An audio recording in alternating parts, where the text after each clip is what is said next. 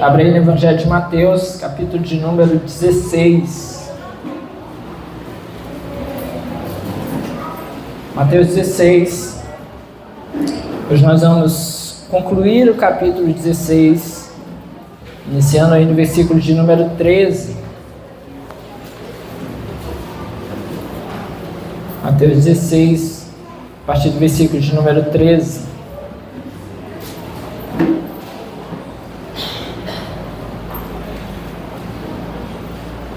Todos acharam?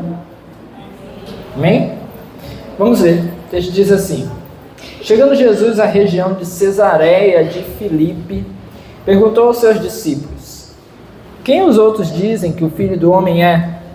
Eles responderam: Alguns dizem que é João Batista, outros Elias, e ainda outros Jeremias ou um dos profetas. E vocês? Perguntou ele. Quem vocês dizem que eu sou? Simão Pedro respondeu: Tu és o Cristo, o Filho do Deus vivo. Respondeu Jesus: Feliz é você, Simão, filho de Jonas, porque isto não foi revelado a você por carne ou sangue, mas por meu Pai que está nos céus. E eu digo que você é Pedro, e sobre esta pedra edificarei a minha igreja, e as portas do Hades não poderão vencê-la. Eu darei a você as chaves do reino dos céus. O que você ligar na terra será ligado nos céus, e o que você desligar na terra terá sido desligado nos céus. Então advertiu a seus discípulos que não contassem a ninguém que ele era o Cristo. Desde aquele momento, Jesus começou a explicar aos seus discípulos que era necessário que ele fosse para Jerusalém e sofresse muitas coisas nas mãos dos líderes religiosos, dos chefes dos sacerdotes e dos mestres da lei, e fosse morto e ressuscitasse no terceiro dia. Então Pedro, chamando-o à parte, começou a repreendê-lo, dizendo: Nunca, Senhor, isso nunca te acontecerá. Jesus virou-se e disse a Pedro: Para trás de mim, Satanás, você é uma pedra de tropeço para mim e não pensa nas coisas de Deus, mas nas dos homens. Então Jesus disse aos seus discípulos: Se alguém quiser acompanhar-me, negue-se a si mesmo, tome a sua cruz e siga-me. Pois quem quiser salvar a sua vida, perderá. Mas quem perder a sua vida por minha causa, a encontrará. Pois que adiantará ao homem ganhar o mundo inteiro e perder a sua alma? Ou o que o homem poderá dar em troca de sua alma? Pois o Filho do Homem virá na glória de seu Pai, com os seus anjos, e então recompensará a cada um de acordo com o que tenha feito. Garanto a vocês que alguns dos que aqui se acham não experimentarão a morte antes de verem o Filho do Homem vindo em seu reino. Vamos orar? Senhor, essa é a tua palavra. Nós nos colocamos aqui em tua presença nessa hora, pedindo ao Senhor mais uma vez tua graça, direção, favor sobre as nossas vidas, que em nome de Jesus nós sejamos fortalecidos nessa hora, possamos ser cheios da tua presença, levados a te conhecer, a compreender a tua palavra, Senhor meu Deus, por meio do agir do teu Espírito sobre nós. Pai amado, tu que sonda e conhece os nossos corações, fala no íntimo do nosso ser, trata com cada um dos teus filhos aqui nessa noite, individualmente, também coletivamente. Nos guia como igreja, igreja do Senhor. Nós oramos e em nome de Jesus repreendemos tudo que não presta, que não vem de ti. Todo pensamento ruim, todo medo, apreensão, ansiedade, dor e toda preocupação com as coisas lá fora. Pai amado, nesse momento nós oramos e repreendemos esse lugar das nossas vidas e mentes nessa hora. E pedimos ao Senhor que nessa noite, mais uma vez, apenas a tua palavra e o teu Santo Espírito tenham um lugar para agir e reinar no meio de nós. Amém e amém. Bom, meus irmãos, Jesus está agora, segundo o texto, na região de Cesareia de Filipe.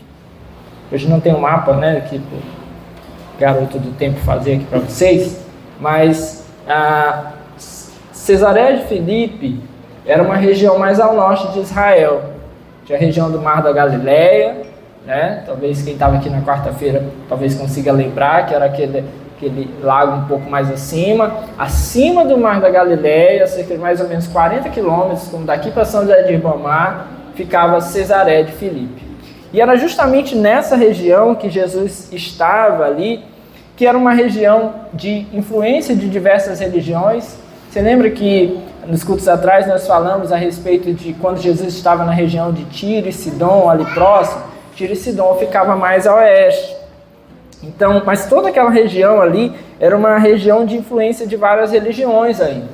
E é nesse lugar que Jesus encontrou ali então uma oportunidade para obter dos seus discípulos respostas para duas questões.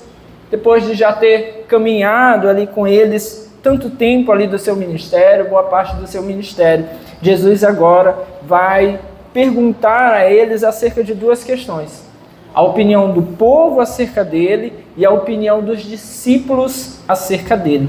É isso que vai dar a tônica aqui, vai nos fazer entrar nesse tema de hoje. Bom, a primeira coisa que a gente vai observar aqui nesse texto é a falta de discernimento do povo. Veja mais uma vez o versículo 13. Chegando Jesus à região de Cesareia de Filipe, perguntou aos seus discípulos: quem os outros dizem que o Filho do Homem é? E eles responderam: alguns dizem que é João Batista, outros Elias e ainda outros Jeremias ou um dos profetas. Bom, meus irmãos, Jesus fez ali a pergunta mais importante, não apenas para aqueles homens, mas para nós: quem é Jesus? Quem é Jesus? Será que nós conseguimos responder isso para nós mesmos? Quem é Jesus? Qual a importância de Jesus? O que ele é para nós? O que ele fez? Nós conhecemos Jesus verdadeiramente?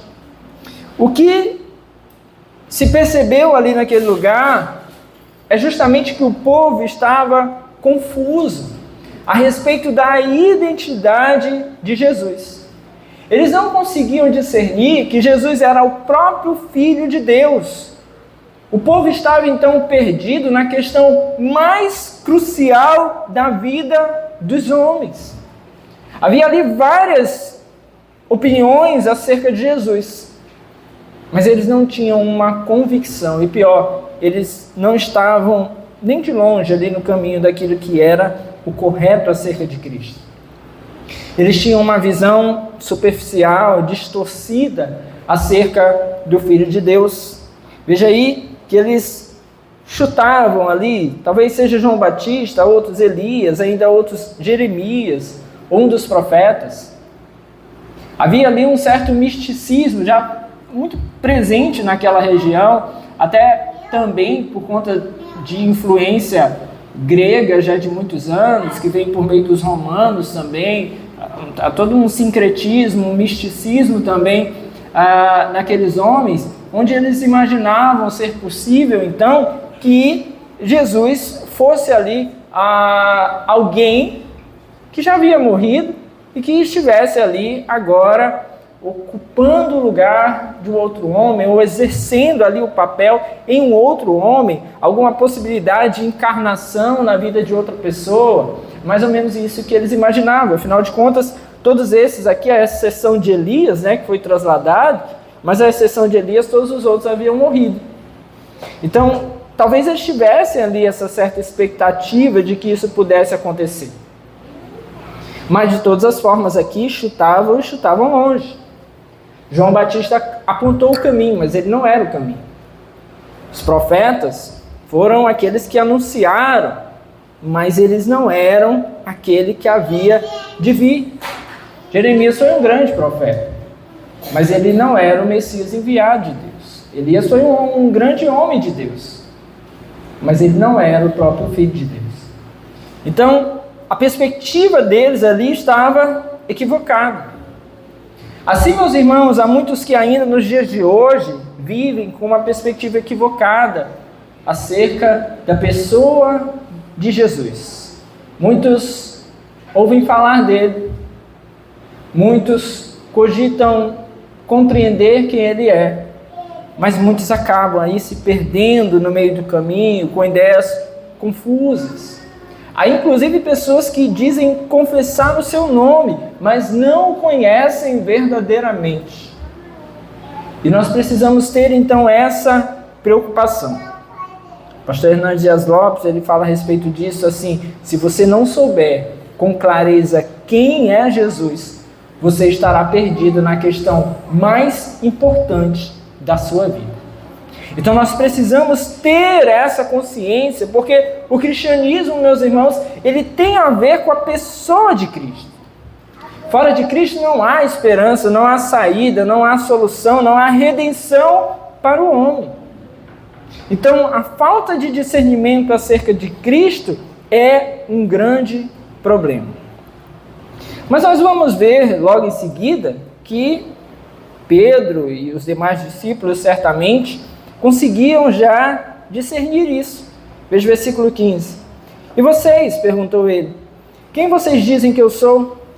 Simão Pedro respondeu: Tu és o Cristo, o Filho do Deus vivo.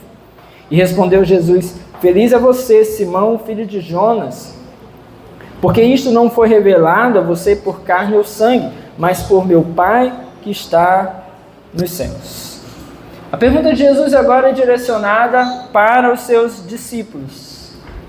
Pedro parece aí se apressar aí um pouco mais e responde em nome de todos os outros. A resposta dele é uma resposta lúcida, verdadeira, de alguém que de fato já compreende ali quem é o Senhor. Jesus é o Messias, é o prometido, o Filho de Deus enviado aos homens, aquele que havia sido anunciado pelos profetas.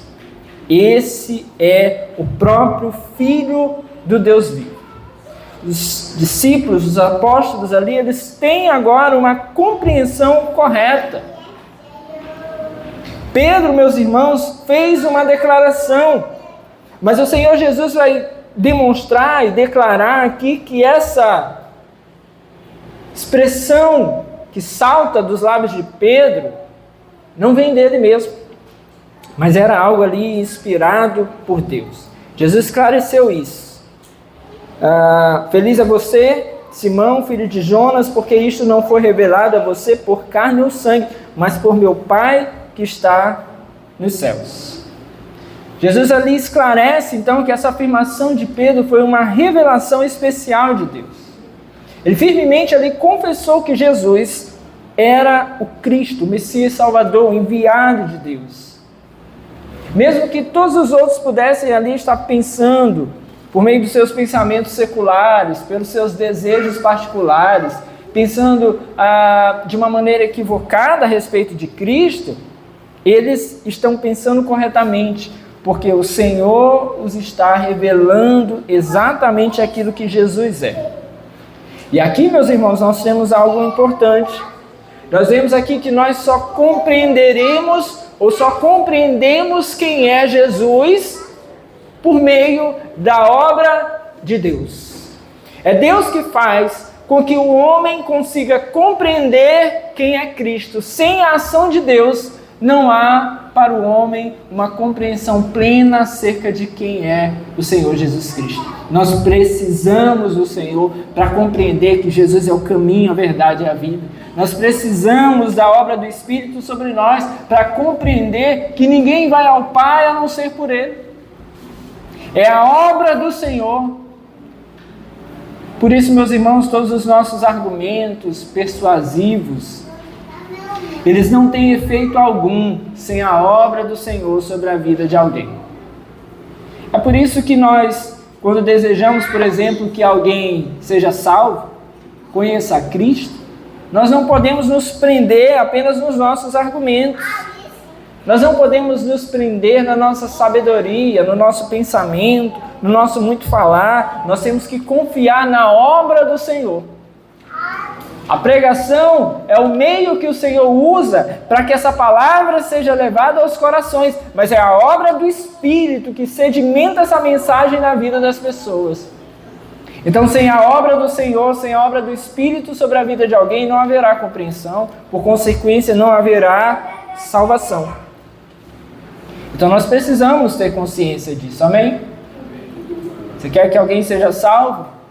Ore ao Senhor, para que dê a ele discernimento, clareza, para que a palavra, a mesma palavra que chegou a você, possa chegar nessa vida, chegar nesse coração. É por isso, meus irmãos, que há pessoas que escutam, mas desdenham. Há pessoas que escutam, mas acabam não se rendendo ao Senhor. Adiam a sua salvação, adiam o momento de confessar a Cristo como Salvador. Porque a obra plena, meus irmãos, ela vem da parte de Deus. Então, Pedro recebeu essa instrução clara da parte do próprio Senhor Jesus Cristo.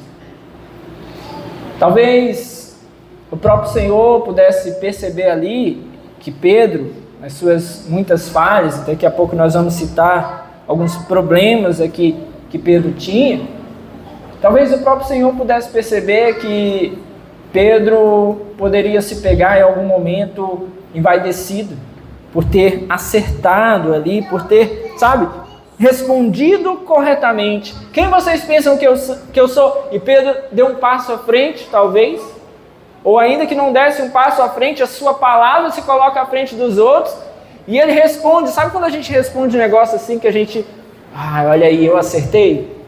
Pedro poderia se pegar e envaidecer. Eu gostava de fazer isso na escola. Tipo, o professor perguntar uma coisa e eu poder responder. Era minha hora de brilhar.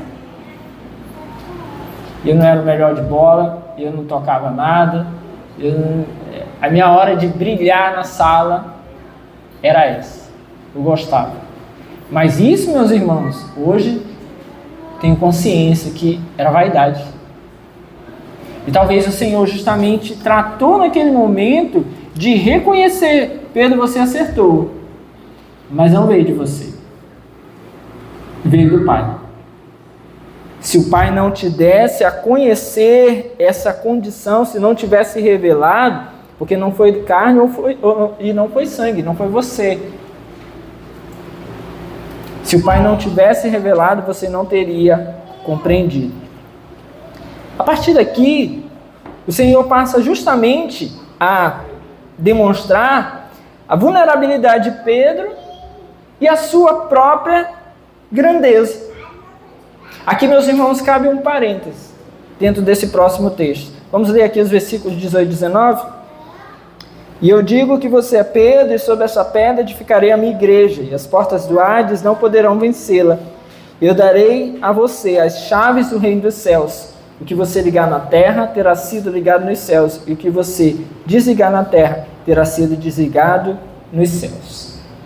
Aqui, como eu disse, cabe um parêntese acerca do suposto primado de Pedro. O que é o primado de Pedro?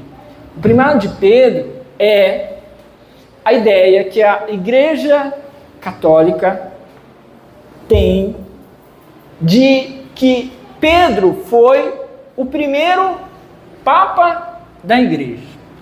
Você já ouviu falar disso? Talvez você conheça, já ouviu falar, ou já tenha vivenciado esse tipo de doutrina.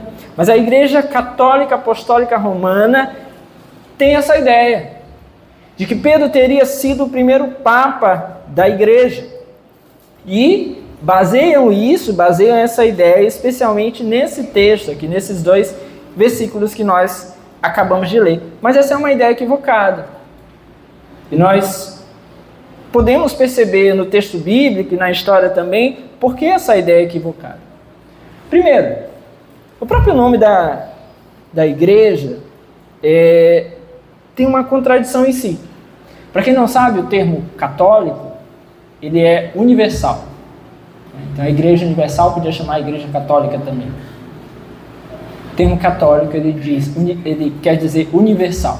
Então, católico e romano não faz muito sentido. Ou é católico, ou é universal, ou é romano. Embora aponte o surgimento em Roma, restringe a ideia da igreja. Mas beleza, passemos desse ponto.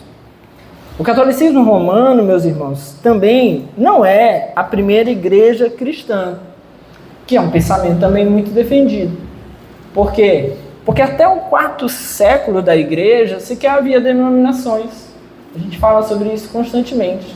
A igreja se organizava, em geral, em cidades e comunidades, e dentro dessas cidades e comunidades, a igreja acabava se organizando, na maioria das vezes, nas casas, e as reuniões públicas às vezes aconteciam nas sinagogas também, ou nas proximidades, ou do lado de fora da sinagoga.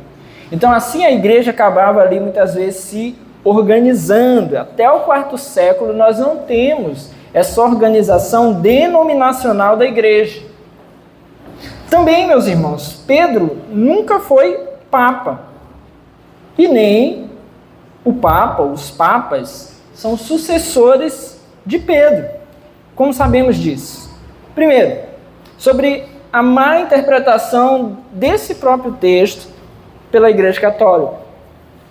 As interpretações deles dão conta de que Pedro seria essa pedra expressa aqui no texto a qual Jesus se refere.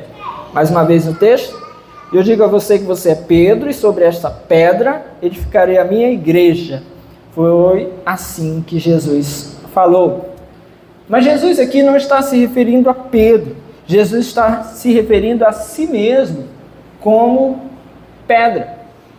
O texto original do grego, Pedro, o nome de Pedro, ele vem de uma palavra que significa fragmento de pedra.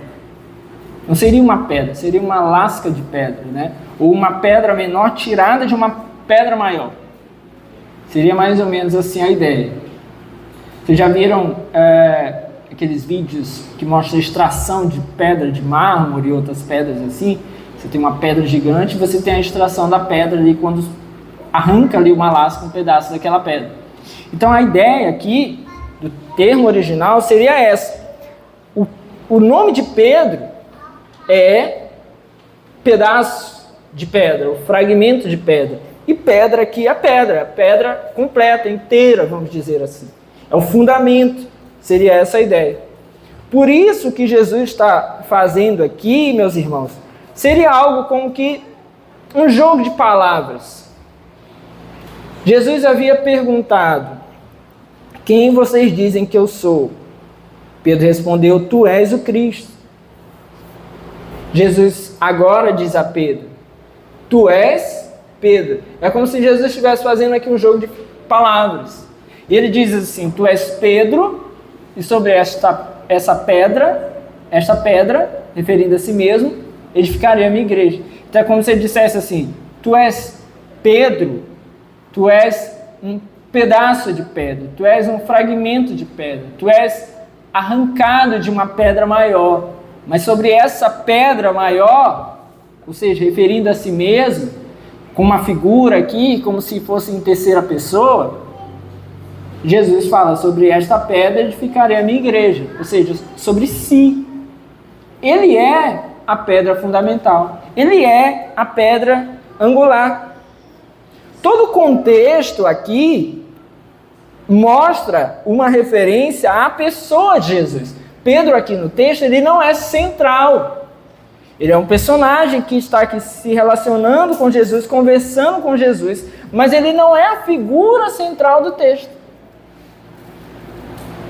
Ele não é a figura aqui para onde o texto aponta. O texto, o tempo inteiro, ele está falando sobre a pessoa de Jesus. O que eles dizem que eu sou? O que vocês dizem que eu sou? Agora ele fala sobre si como pedra, e depois o texto vai continuar, nós vamos já para o restante do texto, o texto vai continuar falando o tempo inteiro de Jesus. Então todo o contexto aqui ele mostra uma referência a Jesus como pessoa central aqui. Jesus sim, elogiou Pedro pela sua declaração, mas o que ele reforça aqui é que ele é apenas um fragmento dessa pedra. A ideia aqui é que todos aqueles que seguem a Cristo são parte dele, são extraídos dele, recebem dele direção. Essa é a ideia. Por isso, meus irmãos, Jesus usou então essa expressão. O próprio Pedro declarou em suas próprias palavras que Jesus era a pedra e não ele. Vamos ler Atos capítulo 4.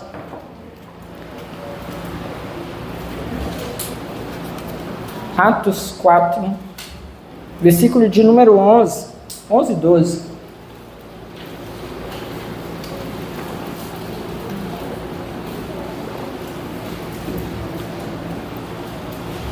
Acharam? Diz assim, ó, este Jesus, essas palavras aqui são de Pedro. Versículo 8 diz, então Pedro, cheio do Espírito Santo, disse, aí vai começar um discurso de Pedro. Aí no versículo 11, este Jesus é a pedra que vocês, construtores, rejeitaram e que se tornou a pedra angular. Não há salvação em nenhum outro, pois debaixo do céu não há nenhum outro nome dado aos homens pelo qual devamos ser salvos. Amém? Pode voltar lá no texto. Tem uma outra referência também na primeira carta de Pedro, não vou usar aqui agora. Pedro volta a reforçar essa ideia. Ele mesmo utiliza essa ideia de que Jesus é a pedra angular. Segunda questão aqui, meus irmãos, para nós reforçarmos então essa ideia, é sobre a afirmação de que Cristo entregou as chaves do reino apenas para Pedro. Olha o que o texto diz, versículo 19: eu darei a você as chaves do reino dos céus. O que você ligar na terra terá se ligado nos céus, o que você desligar na terra terá se desligado nos céus. Essa declaração aqui, embora pareça, ela não é uma declaração exclusivista. Não é, Pedro, eu darei apenas para você a chave do reino dos céus. Por quê? Porque essa chave aqui, mais uma vez, Jesus se utiliza aqui de uma expressão para referir-se a outra coisa. O que ele está falando é acerca da pregação do Evangelho. A chave do reino dos céus, aquilo que faz com que as pessoas cheguem até o reino, é a pregação. Isso não é entregue apenas a Pedro, porque depois na grande comissão o Senhor vai comissionar todos os seus discípulos a pregar o Evangelho a todas as pessoas. Então todos de alguma maneira têm acesso a essa chave do reino dos céus. Então não há aqui uma entrega exclusiva. Pedro, ou Pedro como Papa, ou qualquer Papa que venha depois, é aquele que é dono exclusivo. Isso é uma das doutrinas da Igreja Católica. O papado, ele tem um poder temporal e atemporal sobre essa relação dos homens com Deus. A doutrina da Igreja Católica. Mas equivocado. Terceiro, Pedro era um homem vulnerável. Pedro tinha muitas fragilidades. Esse texto aqui e outros textos mostram justamente essa vulnerabilidade de Pedro. Pedro era contraditório. Aqui ele está afirmando com palavras tão belas, né, que Jesus é o Messias enviado de Deus. Daqui a pouco nós vamos ver, ele vai ser repreendido pelo Senhor. Então ele tinha aí as suas contradições. Era um homem autoconfiante demais, confiava em si mesmo, né, achava sempre que ele ia conseguir fazer as coisas darem certo ali. Dormiu lá no jardim de Getsemane. Pedro era um homem violento, agiu com violência ali naquele lugar. Por fim, Pedro, medroso, ficou caminhando longe do Senhor quando o Senhor foi levado preso e o negou. Então, meus irmãos, como assim há uma figura dessa maneira, que é tão parecido com cada um de nós aqui, como assim o Senhor daria certa exclusividade a alguém? É mais um equívoco nesse pensamento. Outra coisa que nós podemos perceber é que esse primado de Pedro, ele não foi reconhecido sequer pelos apóstolos. Se de fato fosse real que Pedro seria esse primeiro papa da igreja, isso teria sido reconhecido pelos apóstolos. E seria muito fácil observar isso em Atos, nas cartas. Seria muito fácil observar. Mas Pedro, por exemplo, ele não foi responsável por nomear um novo apóstolo no lugar de Judas. Se houvesse ali esse reconhecimento pelos apóstolos, Pedro teria essa responsabilidade.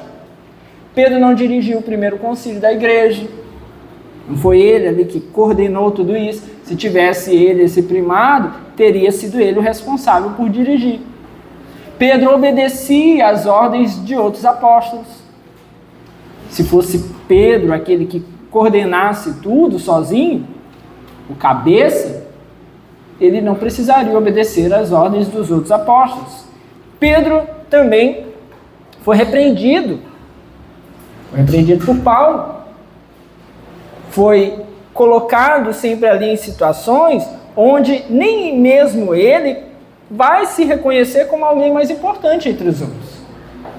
Pelo contrário, Pedro se coloca como alguém que está ali debaixo da autoridade do Senhor e que é tão homem e servo quanto os outros apóstolos. Quinta coisa, Pedro não foi o apóstolo dos gentios, mas sim Paulo. Se fosse Pedro responsável por esse agir evangelístico da igreja, certamente seria ele enviado aos gentios. Mas foi Paulo que foi enviado aos gentios, que não confere também a Paulo uma superposição no meio da igreja. Mas Pedro, é claro, nos textos bíblicos, que ele fica mais voltado ao povo judeu. Ele se concentra muito mais no povo judeu. Sexta coisa, Pedro ele foi, falei agora há pouco, repreendido pelo apóstolo Paulo, não reivindicou a sua autoridade papal. Não há nenhum traço na Bíblia e nem na história de que Pedro tenha em algum momento reivindicado essa autoridade. Como eu disse, ele se reconhecia ali como um servo, como um apóstolo de Cristo. Nas suas cartas ele se identifica como um presbítero como os outros presbíteros. Então Pedro não teve essa reivindicação. Por fim, Pedro não foi bispo na igreja em Roma, que é uma afirmativa que fazem também, que Pedro teria sido bispo na igreja em Roma. Não há nenhum relato bíblico e nem histórico de que isso tivesse acontecido, que Pedro tivesse coordenado ali a igreja em Roma. Isso também não aconteceu. Assim, infelizmente, o catolicismo acaba que coloca aí um fundamento da ideia do sistema papal absolutista, de que, baseado, na verdade, não na doutrina do Novo Testamento, mas em tradições. E que nós já vimos cultos atrás que há um risco muito grande quando nós colocamos as tradições acima das doutrinas. Então é equívoco pensar a respeito disso. Foi importante a gente fazer agora aqui esse parênteses, porque é algo sempre muito questionado. E o texto é exatamente esse texto aqui. Então a gente abre um parênteses aí para a gente tratar sobre isso. Bom, voltando aqui ao texto, nós temos aqui, na verdade, que Jesus é o fundamento.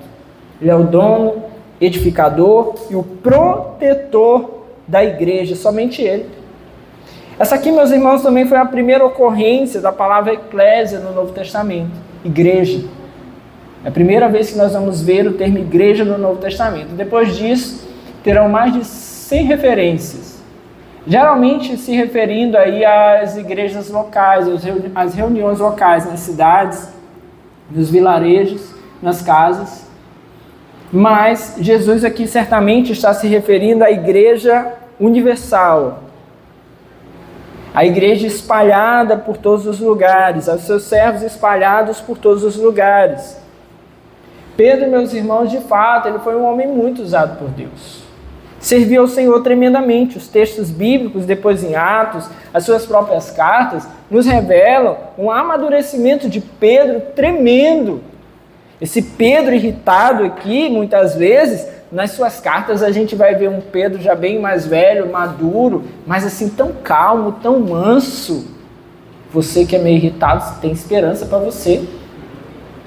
Porque a gente olha um Pedro assim tão manso, transformado verdadeiramente pelo Senhor. E aqui nós vemos o quanto o agir do Espírito de Deus sobre as nossas vidas, meus irmãos, ele é importante. Porque nós só vamos servir ao Senhor de maneira adequada se nós nos dispusermos àquilo que o Senhor vai fazer. E de fato o Senhor usou Pedro para a sua glória. Finalizando esse trecho aqui, nós vemos no versículo 20 a advertência de Jesus. Então advertiu a seus discípulos que não contassem a ninguém que ele era o Cristo. Jesus vai terminar aqui esse primeiro trecho que nós estamos trabalhando hoje, advertindo seus discípulos. Por quê? Porque Jesus agora, percebendo que eles têm clareza a respeito de quem ele é, Jesus não quer antecipar os eventos. Jesus não quer antecipar aqui, por exemplo, um conflito com as autoridades, com as lideranças políticas e com as lideranças religiosas daquele tempo. Tudo chegaria ao seu tempo. E aí, meus irmãos, agora Jesus vai começar um novo momento no seu ministério, tratando diretamente com os seus discípulos acerca da sua morte e da sua ressurreição. Veja que aqui tem uma virada de chave.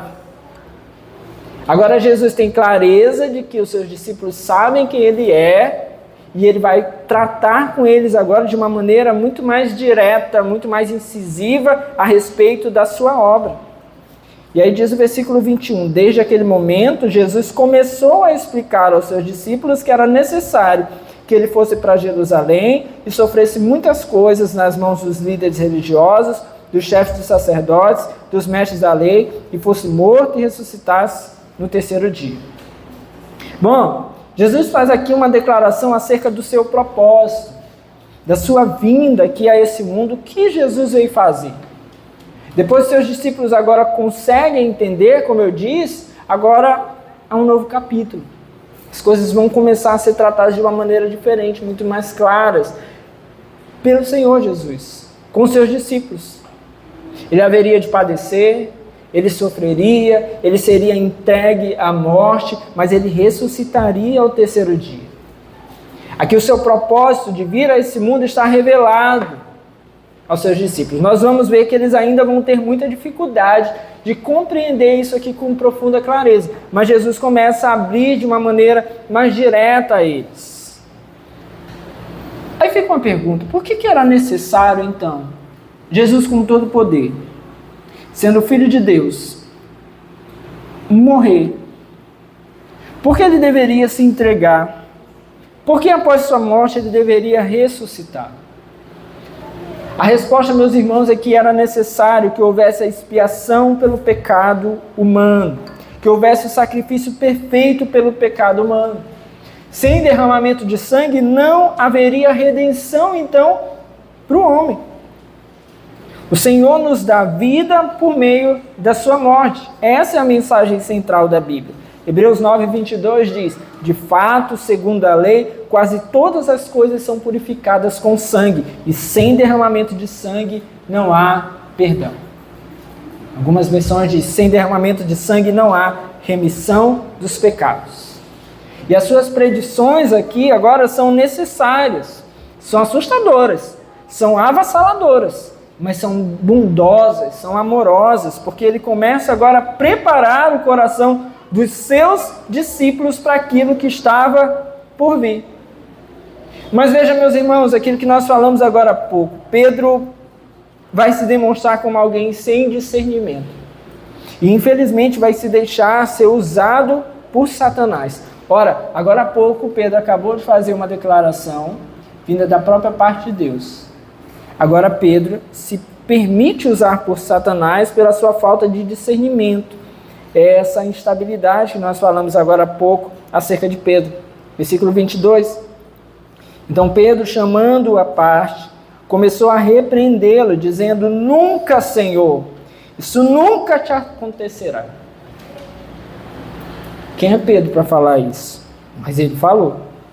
Por isso Jesus virou-se e disse a Pedro, para trás de mim, Satanás, você é uma pedra de tropeço para mim e não pensa nas coisas de Deus, mas nas coisas dos homens. Pedro aqui sem discernimento se deixa usar pelo inimigo. É o mesmo Pedro que havia acabado de confessar que Jesus é o Cristo.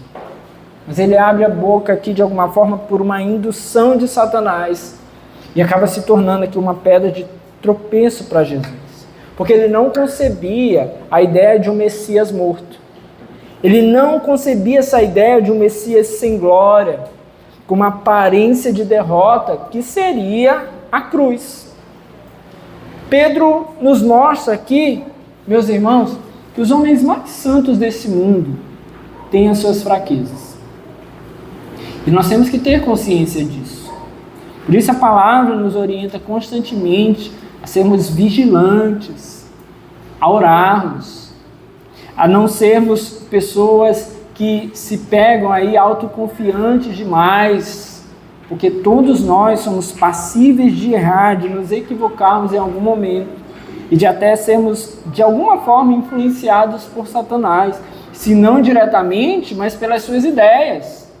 Quem estava aqui de manhã, nós estávamos falando disso.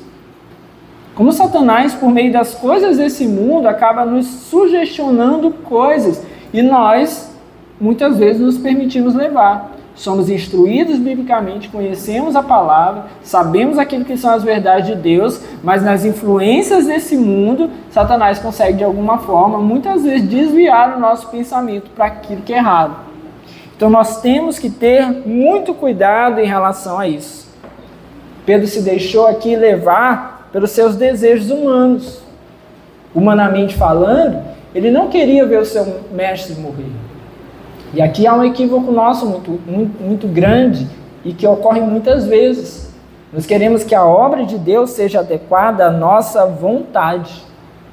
A gente quer que a obra de Deus seja a nossa vontade. Mas nós precisamos pedir ao Senhor que seja feita a vontade dele. Seja feita, Senhor, a tua vontade. A morte de Jesus é, de fato, uma loucura para os homens. Na verdade, compreender que na morte de Jesus nós somos salvos é uma loucura. Como assim você é perdoado porque alguém pagou o preço em seu lugar? Como assim nós éramos condenados à morte e uma só pessoa foi condenada à morte em nosso lugar e nessa pessoa nós somos salvos? Isso é loucura. É loucura, meus irmãos. Mas a própria palavra nos alerta acerca disso, amém? Nos esclarece, nos alerta, para que nós possamos realmente firmar os nossos corações nessa verdade e nas promessas que advêm dessa verdade. Pedro, então, acabou ali sendo usado de alguma forma por Satanás. Jesus percebeu isso e o repreendeu asperamente: para trás de mim, Satanás, você é uma pedra de tropeço para mim e não pensa nas coisas de Deus, mas nas dos homens. Quando nós deixamos que os nossos desejos individuais estejam à frente do desejo de Deus, da vontade de Deus, nós servimos de pedra de tropeço para a obra que o Senhor está fazendo. E aí, meus irmãos, nós vamos ver aqui que o Senhor passa a exortar Pedro e os demais discípulos a considerar o preço que seria, então, segui-lo daqui por diante. É bem claro isso aqui. Perceba, Jesus fala: olha, eu terei que morrer. É necessário que eu vá a Jerusalém, sofra muitas coisas nas mãos dos líderes religiosos, dos chefes dos sacerdotes, dos mestres da lei, e seja morto, mas ressuscite ao terceiro dia. A questão é: quem está disposto a considerar esse preço que está sendo pago? Porque aqui, meus irmãos, há uma lição aqui penosa, não somente a Pedro e a esses apóstolos, mas a todos nós. Que agora, quem deseja realmente seguir Jesus, precisa seguir a um Jesus crucificado. O nosso Jesus é esse Jesus que dá a si mesmo para a morte. O nosso exemplo, meus irmãos, é um exemplo sacrificial. Em outras religiões, em outros credos e crenças, é muito improvável que alguém vai encontrar isso. Não há. O exemplo é sempre alguém que tem um poder, mas que não perece. Que tem alguma força para realizar coisas, mas em nenhum momento irá se entregar. Então muitas pessoas estão atrás disso. Fazem seus deuses, ou creem nos deuses que já estão aí, atrás disso. Eu só quero ganhar, eu só quero vencer, eu não quero perder, eu não quero retroceder, eu quero ir para frente, eu preciso de alguém que faça isso, e seja um exemplo para mim disso. Mas quando nós chegamos até Jesus, o exemplo que ele nos dá é de sacrifício, é de entrega. O exemplo que ele nos dá é de morte. E se o exemplo é a morte, o que nós temos que fazer? Da mesma maneira, meus irmãos, que Jesus fez, o nosso discipulado nos levará a padecer. sofrer. Isso no que diz respeito aos nossos próprios interesses. Era, talvez, para ser fácil, mas não é. E por isso o alerta de Jesus aqui é tão necessário. Se alguém quiser acompanhar-me, negue-se a si mesmo, tome a sua cruz e siga-me. Seguir Jesus, meus irmãos, é caminhar para a morte. Seguir Jesus é caminhar para a morte. Precisamos matar os nossos desejos, matar as nossas vontades, aceitar o senhorio dele, para que nós possamos caminhar com ele. Seguir Jesus é seguir para a morte, porque aqui Jesus está dizendo, olha, vou para Jerusalém e vou morrer. Quem quer me seguir? Quem me seguir vai para a morte comigo. Porque embora somente Jesus fosse de fato para aquela cruz ali no Calvário, todos os seus discípulos, e isso nos inclui, caminharão atrás dele, carregando a sua própria cruz. E caminharão para a sua própria morte. Precisamos morrer. Não é, meus irmãos, mais Jesus que não é mais cada um de nós que conduz a si mesmo. Precisa ser Jesus. Jesus passa a nos conduzir. Toda a nossa vida, tudo que nós temos, tudo que nós somos, precisa agora ser conduzido pelo Senhor Jesus. Esse é o preço. Por isso nós carregaremos a nossa cruz. Tudo mesmo, pastor? Tudo mesmo. Tudo mesmo. Tudo. Tudo. Onde eu moro, com quem eu vivo, as escolhas que eu faço, meu emprego, meus planos, meus sonhos, meus projetos, tudo precisa ser regido pelo Senhor. Tudo. O pastor Pedro Dutti, uma vez ele fez uma provocação no texto. Na verdade, ele recebe muitas mensagens. Ele é um cara muito conhecido na internet, então ele recebe muitas mensagens de pessoas dizendo assim, pastor, estou indo morar em tal lugar, vou trabalhar para lá, me indique aí uma igreja bíblica lá. E as pessoas mandam mensagem para ele assim. E aí uma vez ele no texto disse assim, como que loucura é essa? Que vocês dizem que o Senhor que rege a vida de vocês, mas vocês primeiro se mudam, primeiro vão atrás de mais dinheiro, primeiro vão atrás de uma suposta estabilidade financeira, depois vocês querem saber se tem uma igreja bíblica naquele lugar, e se não tiver? Porque quando a gente pergunta, especialmente para um chefe de família, ele vai dizer assim, minha esposa é muito importante, meus filhos são importantes demais, minha família é muito importante para mim. A primeira coisa depois de Deus, tá, mas você se importa tanto com eles a ponto de deixá-los perecer sem alimento espiritual, porque vocês vão para um lugar que não tem uma igreja bíblica saudável. Você topa pagar esse preço, correr esse risco, acha mesmo que é válido? Meus irmãos, a grande questão é que, na maioria das vezes, e por isso nós temos que sondar muito o nosso coração, na maioria das vezes, nós não estamos sendo guiados por Jesus. Nós não estamos pagando o preço a ser pago, nós não estamos morrendo, nós não estamos sendo crucificados com Ele. É que o apóstolo Paulo vai declarar que ele se dispôs a seguir a Cristo, a servir a Ele, e Cristo crucificado, diz a palavra. Então nós precisamos nos dispor a seguir a Cristo como quem se deixa crucificar as nossas próprias vontades. A grande questão, na grande maioria das vezes, quando a gente conversa com alguém, quando a gente precisa orientar alguém biblicamente, a grande questão está escolher a Cristo ou escolher as minhas vontades. É por isso, meus irmãos, que não dá para não ser radical. Porque o chamado ao discipulado de Cristo é um chamado radical, é um chamado para a morte. É por isso que não dá para você cuidar das pessoas, direcionar as pessoas doutrinariamente, dando a eles uma molezinha que, não, vai lá, assim é mais fácil. Aí as igrejas vão permitindo um monte de coisa, vão flexibilizando aquilo que a Bíblia não faz, porque na verdade, meus irmãos, o céu não fará. Porque a gente pode dar moleza aqui, para dizer assim, não, para você ficar à vontade no meio da igreja, a gente vai dar um monte de moleza aqui, tem esses pecados aqui que você tem, mas a gente vamos agilizar aqui um negocinho e deixar mais fácil para você. A gente pode fazer isso aqui, mas o céu não fará. É por isso que não dá para a gente fazer isso.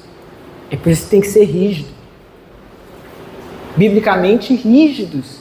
No sentido de que precisamos ajudar todas as pessoas quanto creem. Todos aqueles que creem, nós precisamos ajudá-los a viver a verdade do Evangelho, a verdade da palavra de Deus por completo. É muito fácil permitir que as pessoas possam viver um evangelho parcial. É mais tranquilo, tem menos embates, tem menos sofrimento, tem menos choro, tem menos dor, tem menos oração. Mas o que nós precisamos fazer é aquilo que o Senhor está fazendo aqui. Quem quer me seguir? Negue-se a si mesmo, tome a sua cruz e venha atrás de mim.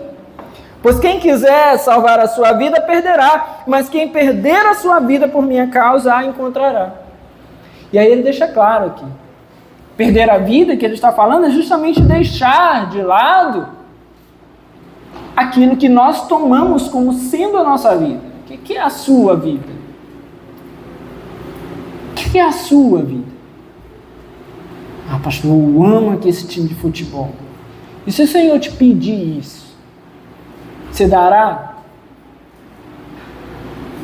Preste atenção, que para nós é muito claro que algumas coisas até ilícitas, incorretas, claramente pecado, têm que ser deixadas de lado.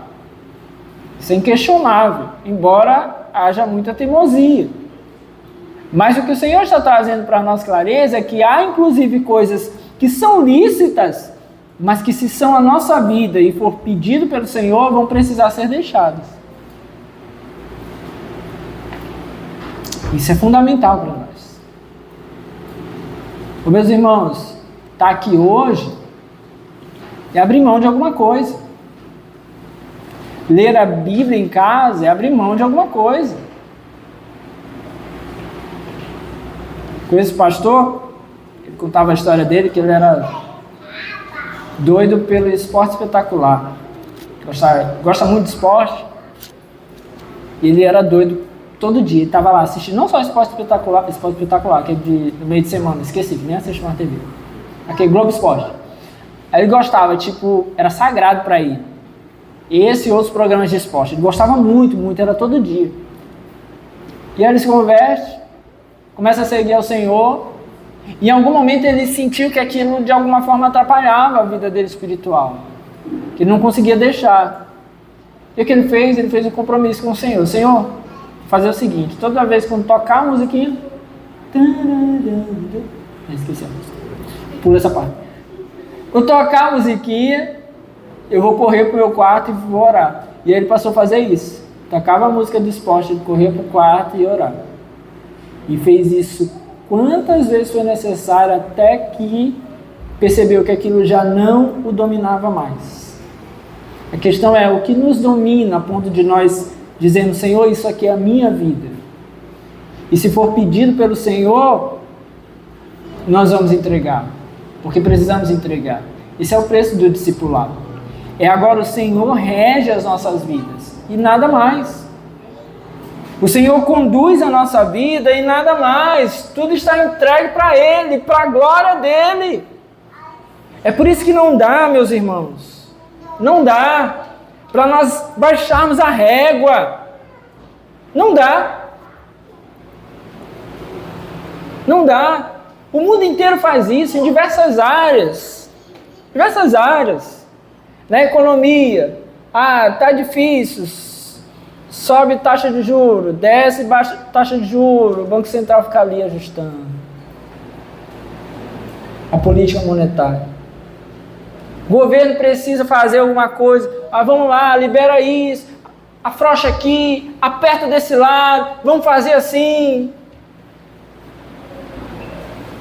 Detran e polícia, do nada tem mais blitz. Tem hora que não tem blitz.